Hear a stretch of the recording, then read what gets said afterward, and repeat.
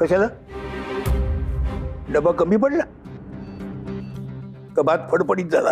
नाही, ते काय झालं माहितीये का की मी त्यांना सांगितलं की डब्याला तुम्ही भात देत जाऊ नका, म्हणजे वरण भाताचं कुकर मी लावत जाईन म्हणून.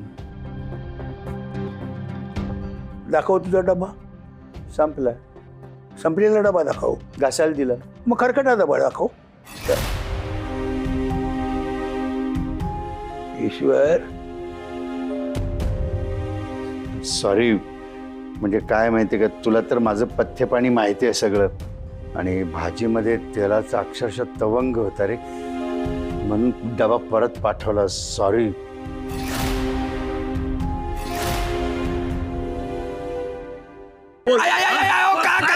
माझी काय चूक आहे मामा? काय आहे? तूच मला तो चांगला डबा म्हणून आणायला सांगितला होतास ना? आओ, पण तुम्हीच कुलकर्णी आडनाव ऐकून तो डबा चालू करायला सांगितलं. मी तर चवीचा गाव तो डबा चालू करायला सांगितलेला. माझा कान सोडा. ढोलकी, माझी ढोलकी झाली आहे. नाही, चिडू नकोस, चिडू नको. नाही, म्हणजे तुझंच बरोबर आहे. काय माहितीये काय, म्हणजे चांगला डबावाला शोधू ना आपण, मिळेल आपल्याला. पण तोपर्यंत मग घरामध्ये जर वरण भाताचं कुकर लावलं तर काय हरकत आहे ना, म्हणून. काही गरज नाहीये. यापुढे माझ्या घरून तुला डबा येणार आणि याला तू नाही म्हणायचं नाही. म्हणणार. दरवेळेस तुझंच काय ऐकायचं मी?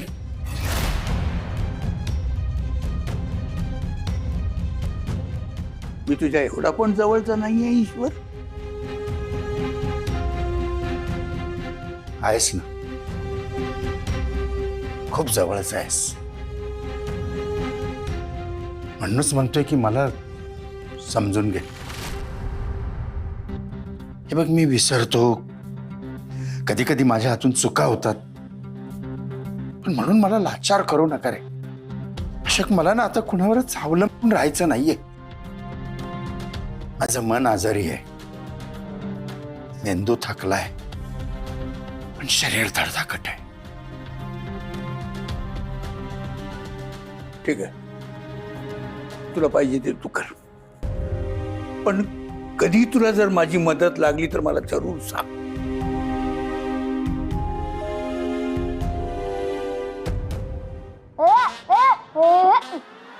यार, चला हरलीये. ऐका माझं, टाइमपास करू नका. बॅग्स भरल्यात का? आजच्या सारखी घाई होईल नाही तर. चला पटकन. काय चाललेलं? आरडाओरडा कसा करतो तुम्ही? तिची संयमी कुठे गेली? ती तिच्या फ्रेंड्स कडे गेली आहे. तिचा ग्रुप प्रोजेक्ट आहे ना, म्हणून. आजोबाई, संयमिताईचं ना नेहमीच आहे. लास्ट मोमेंट पर्यंत एक तर ती सबमिट नाही करत आणि मग ना ऐतावेळी तिचा असा गोंधळ होतो. कपडे झोंबड्या. अनिश कुमारांचं काय? फोन केलेला त्याला, उचलला नाही. नेहमीच आहे त्याचं. मला वाटलं होतं की तू आल्यावर तरी बरा वागेल, पण मला पण तेच वाटलं होतं. पण एनिवे, परसू आला होता तुम्हाला भेटायला. काहीतरी डब्यासंदर्भात बोलायचं होतं त्याला. हा, भेटला होता मला. त्याची चांगलीच खबर घेतली मी. का? काय झालं? अगं, त्याच्या सांगण्यावरून आपल्या ईश्वरला त्या कुलकर्णी बाई म्हणून होत्या, त्यांचा जेवणाचा डबा लावला होता. तो काय बरा नाही निघाला. अरे बापरे, म्हणजे मग आता खाल्लंय का नाही काही ईश्वर काकांनी? मी काहीतरी पटकन देऊन येते त्यांना. नाही, थांब. आजच्या पुरतं झाली आहे सोय. उद्या मी जाऊन त्या बाईंना भेटणार आहे. हा, त्यापेक्षा माझ्याकडे एक आयडिया आहे. तुझं काय आहे आता बाबा? म्हणजे तुम्ही ईश्वर काकांना सांगा की डबा बाहेरून मागवलाय आणि आपल्या घरून पाठवा. तुला कितीही दम दिला तरी तू पुन्हा तुझं तेच काय रे? खोटेपणा करायचं नाही म्हणजे नाही. त्या दिवशी तुम्ही बोरकर काकांच्या नावाने भैरवी माऊला का ऑर्डर दिलीत?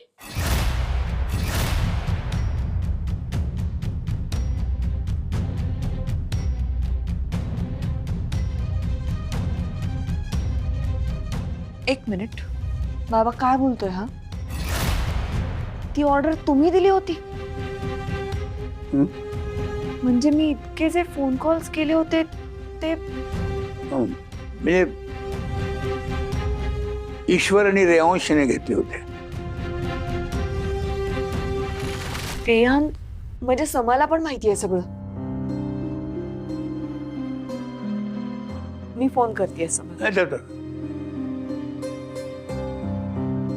नाही ही म्हणजे माझीच आयडिया होती ती. तुला चिडायचं असेल तर तू माझ्यावर चिड.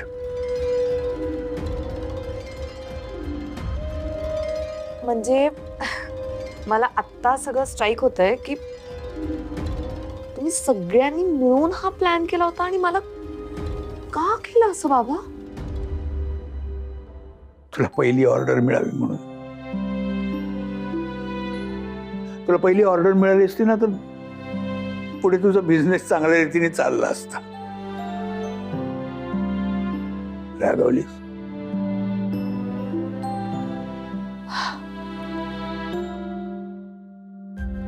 अजिबात नाही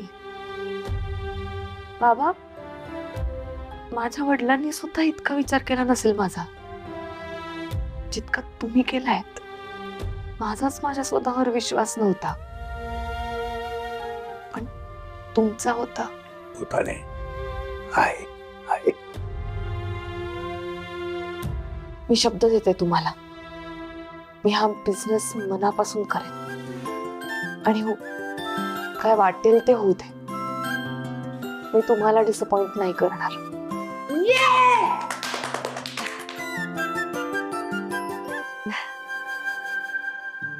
बर बाबा, मी ईश्वर काकांना प्लीज डबा देऊन येऊ का? ते बिचारे एकटे आहेत. दे दे नेऊन दे. तू काय तशी ऐकणार नाहीयेस. बघितलंस मुलानं, तुमची माऊ बघा. असं मन पाहिजे माणसाचं. किती मोठे मनाचे आहे की नाही. तिला त्यांची काळजी आहे बघ इथं बसल्या बसल्या. तुम्ही पण असंच राहा. नेहमी एकमेकांना असे धरून ठेवा. कधीही सोडू नका. आपलं भाऊ बहिणीचं नातं कधीही विसरू नका.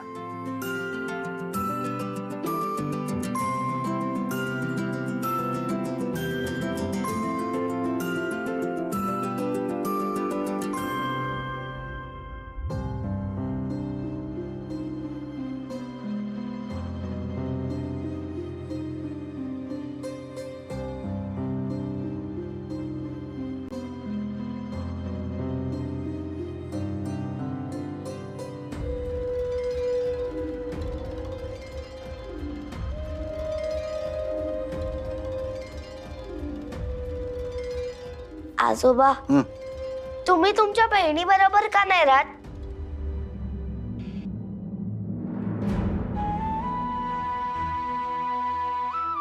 ही तुमचीच बहीण आहे ना?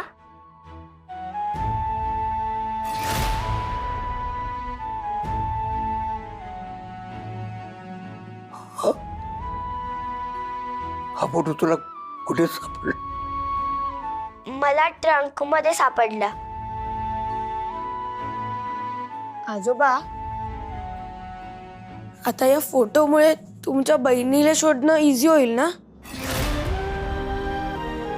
पण आजोबा, मला एक कळत नाही, तुमची बहीण का नाही राहत तुमच्या बरोबर? जसं मी आणि ईशान एकत्र राहतो, एकत्र मस्ती करतो, एकत्र खातो, स्कूलला जातो, भांडतो. अगं वेडे, ते दोघं जेव्हा आपल्या एवढे असतील तेव्हा ते एकत्रच राहत असणार ना. मग आता तिचं लग्न झालं असेल का? म्हणजे माऊचं पण लग्न झालंय तरी माऊ जातेच की मीनाजीकडे राहायला. मग तसंच ती इथे का नाही येत राहायला?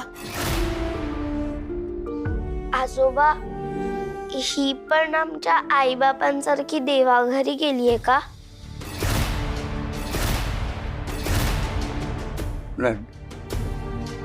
नसावी. म्हणजे मला माहित नाहीये. मग माहिती काढायला हवी. जसं वेणू आजीने वर्षा मावशींना सांगितलं होतं तसं. अरे तुम्ही तुमचा अभ्यास केलाय का? हा, तुमचं होमवर्क झालंय? नाही ते आधी करा तुम्ही.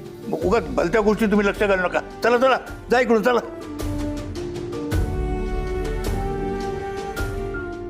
फोटो फ्रेम तिकडेच ठेव.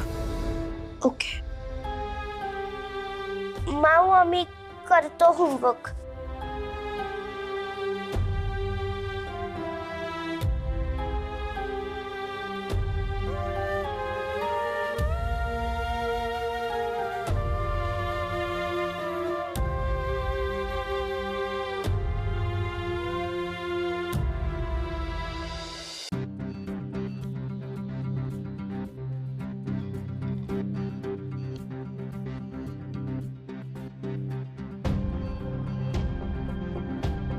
कल्याण मस्त.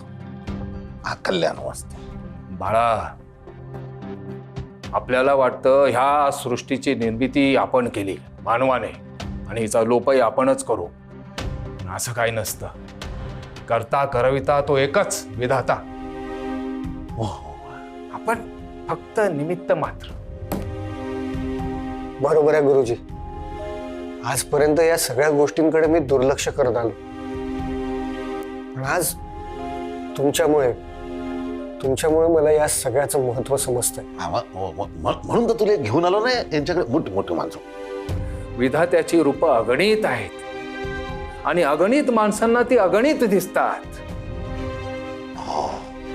विधाता जेव्हा आपल्या समोर सकारात्मक गोष्टी आणतो तेव्हा त्याचा सढळ असते स्वीकार करायचा.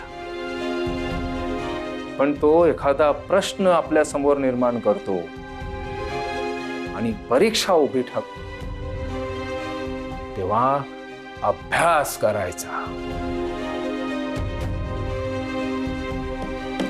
सध्या तुझा परीक्षेचा काळ सुरू आहे. सध्या